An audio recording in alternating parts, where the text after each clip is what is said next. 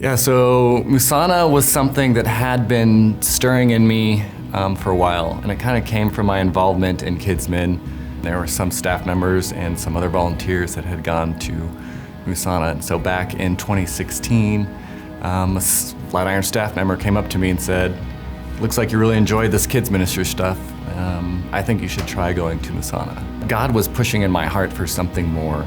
And it took some prayer, it took some time, it took some reflection, but honestly, it just took me saying, all right, God, I feel something here. I'm gonna give you a shot at this. You know, when I first went there was a mindset shift in humility.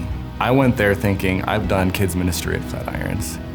I know how to go in there and talk about Jesus and teach about Jesus. And so I thought I was going there to give, to teach, to set this example of how things should be done and how to teach, about Jesus.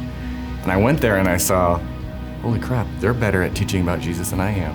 God didn't send me on this trip to go and teach and necessarily show them. What God wanted to do is He wanted to show me what it's like when two believers from two different cultures come together in pursuit and learning more about Him. And when I first went, I thought this was gonna be my one trip. I went to Africa, I got to do some silly kids ministry stuff, and I come back and it's done.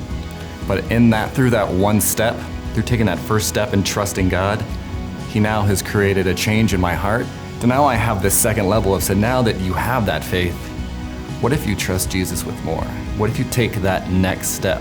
So my discipleship has changed from just getting people to come to church, to getting them to act and live in the way that God might want them to live, and to trust God to show them that if you give Him a little, watch what He does with it. If you would have asked me back in 2016 if I was going to be leading teams of 17 people to campuses with 1,300 children, I would have said you're crazy.